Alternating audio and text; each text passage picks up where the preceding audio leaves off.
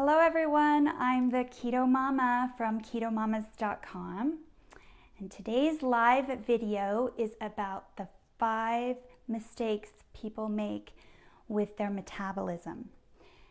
Number 1 mistake is focusing on calories instead of on hormones. So the hormones, there's lots of different hormones that we make in our body, and it's very important to our metabolism. So the types of food that we eat can alter our hormones, which in turn alters our metabolism. Some of these hormones are adiponectin, which regulates our glucose level. There's ghrelin, that's the hormone that tells you that you're hungry. And there's leptin, that's the hormone that tells you you're full. You've probably heard of insulin, that regulates the glucose in your blood. And there's cortisol, which is the hormone that's released when you're under stress. And that tells your body to gain weight as well. So your stress, your sleep, movement, exercise, your diet, and hydration all affect how your hormones are balanced. And that in turn affects your metabolism. So mistake number 1 with metabolism is focusing on calories instead of on your hormones. Number 2 mistake is not consuming enough micronutrients. And I'll give you a couple of examples. Your thyroid and your adrenals are very important to your metabolism, and you need to support those with micronutrients. So your thyroid needs iodine, selenium, and zinc, for example. And adrenals need magnesium, vitamin C, and pantothenic acid. And if you think about the metabolism is like an engine, your thyroid is like the gas. So your thyroid's very important to the metabolism, and you need to support that with micronutrients. Number 3 mistake for metabolism is consuming too many anti-nutrients. And anti-nutrients are anything that take the nutrients out of your body. A big one is toxins. And there's a lot of toxins all around us. Pesticides, herbicides, heavy metals that we get into our bodies. Another anti-nutrient is oxalates. Maybe you've heard of this. It absorbs your minerals in your body and takes them out. And some oxalates are spinach, beets, nuts, seeds, chocolate, and raspberries. So you actually don't want to eat those foods at the same time you're taking mineral supplements, because it will take those supplements right out of your body. Another anti-nutrient is lectins. Lectins are plant proteins that our body, it acts like a poison in our body. And so lectins are nightshades.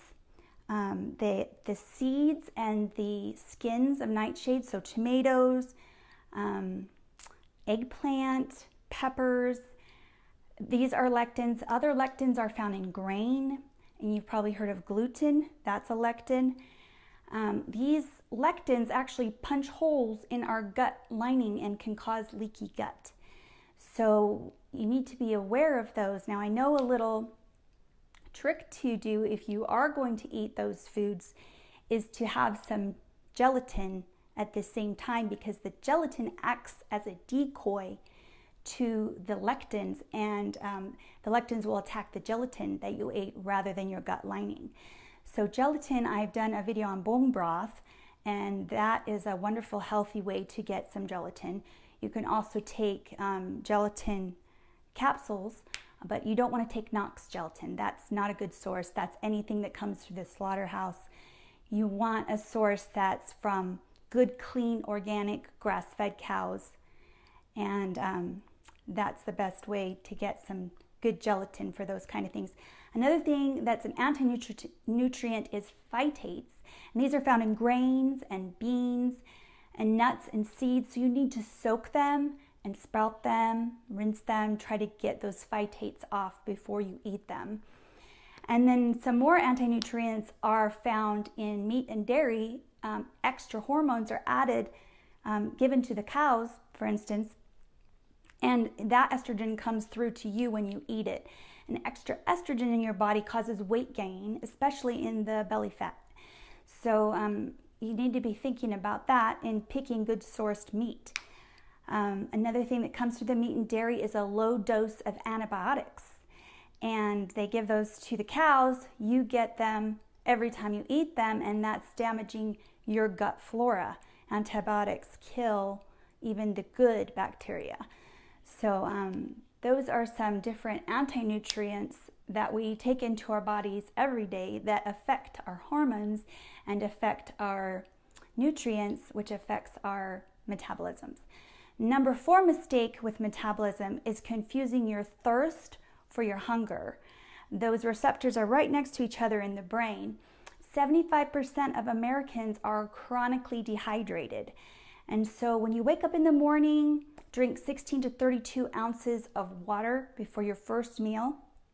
And as a little gauge, try to drink half your weight in ounces.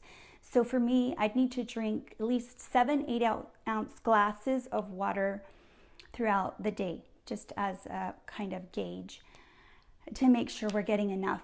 And the number 5 metabolism mistake is eating too often. And I've talked about this before, but every time you eat, your insulin will go up, which triggers your body to store fat.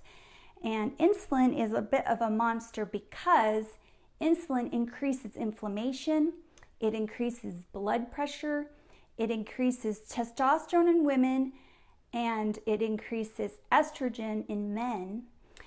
It causes oxidative stress, and it increases cholesterol.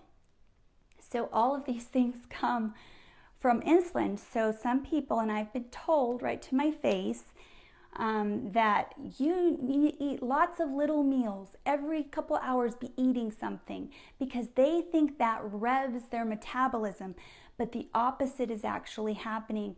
They're damaging their metabolism by doing that.